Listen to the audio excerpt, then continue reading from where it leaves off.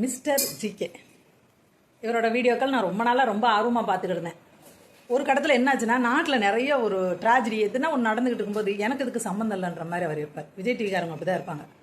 அப்போ எனக்கு கொஞ்சம் நெருட ஆரம்பிச்சிருச்சு. அப்புறம் எனக்கு பிடிக்கல. நிறையா நேரம் சில இதெல்லாம் எனக்கு இதெல்லாம் பேசாட்டி என்ன அப்படின்ற மாதிரி ஆயிடுச்சு. இப்போ இவர் கொஞ்ச நாளாக சினிமா பற்றியும் பேச ஆரம்பிச்சிட்டாரு. அப்படி இருக்கும் பட்சத்தில் இந்த கமல் அவர்களோட தக்லை படம் பற்றியும் சொன்னார்.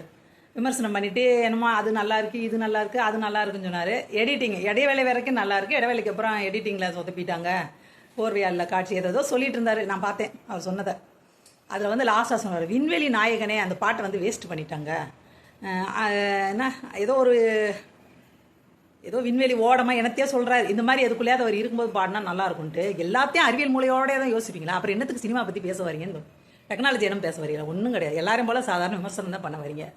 இப்போ நடிகர்களை இல்லை யாரையுமே வந்து ஸ்டாருன்னு சொல்கிறாங்கன்னு வச்சுங்க, அவங்க நிஜமாவே ஸ்டாரா? ஸ்டார்னா என்ன? சூரியனை தானே ஸ்டாருன்னு சொல்கிறோம். சூரியனை நம்ம சூரியனில் மொத்தமாக வானத்தில் இருக்கிற நிறைய சூரியன்கள் இருக்குன்னு சொல்கிறோம். அதை தான் ஸ்டாருன்னு பேர் வச்சுருக்கோம். அப்படி இருக்கும் பட்சத்தில் அந்த ஸ்டாரை கொண்டாந்து சாதாரண மனுஷனுக்கு கொண்டாந்து அந்த பேர் வைக்கலாமா? ஆனால் வைக்கிறோம்ல.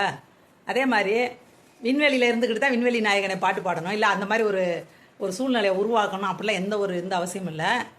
அவர் அந்த சரியான இடத்துல தான் அந்த பாட்டை போட்டிருக்காங்க. விவசாய பூனினா உங்களுக்கு என்ன நக்கலாக தெரியுதா? சாப்பாட்டுக்கு என்ன பண்ணுறீங்க? சாப்பாட்டுக்கு என்ன நட்டு போல்ட தின்னுக்கிட்டு இருக்கீங்களா நான் கேட்குறேன். இல்லாட்டி அந்த பாஸ்பரஸு பொட்டாசியம் அந்த மாதிரி எதையா எடுத்து சாப்பிட்டுட்டு இருக்கீங்களா? விவசாயம் பண்ண பொருளை தானே ஏன் சாப்பிட்றீங்க? விண்வெளி நாயகனேன்னு தரையிலேருந்து பாடக்கூடாதா? அழகாக காட்டி முடிக்கிறாங்க. அந்த அருவா மனுஷங்களை, அதான் ஆயுதம் அருவான்னு எடுத்துக்கக்கூடாது. அதனால தான் கிடைக்கிற ஆயுதத்தெல்லாம் அதில் காட்டுறாங்க. கிடைக்கிற பொருளெல்லாம் ஆயுதமாக மாற்றி சண்டை போடுறதை காட்டுறாங்க. மெயினாக துப்பாக்கியை மெயின்படுத்தாமல், துப்பாக்கியும் இருந்தாலும் அது பிரதானப்படுத்தலை. கிடைக்கிறெல்லாம் ஆயுதமாகுது. அந்த ரத்தமாக பார்த்த ஆயுதங்கள் கடைசியில் கருக்கருவா ஆகி கருத அறுத்துக்கிட்டு தெரியுது. சரிங்களா? அதுவே நமக்கு ஒரு மெசேஜை சொல்லுது. ஃபஸ்ட் எடுத்ததுமே கொஞ்ச நேரத்துலேயே ஒரு சீனில் அவர் என்ன சொல்கிறாருன்னா, 8 வயசு குழந்தையிலேருந்து 80 வயசு ஆள் வரைக்கும் பத்திரமா பார்த்துக்கணும் அப்படிங்கிறாரு. அப்படி திரும்பி மக்களை பார்த்து சொல்கிறாரு. அவங்களுக்கு சொல்கிற அட்வைஸ் மாதிரி இப்படி திரும்பி என்ன நான் சொல்கிறது புரியுதா அப்படிங்கிறாரு. அதெல்லாம் எத்தனை பேர் கவனிச்சாங்க?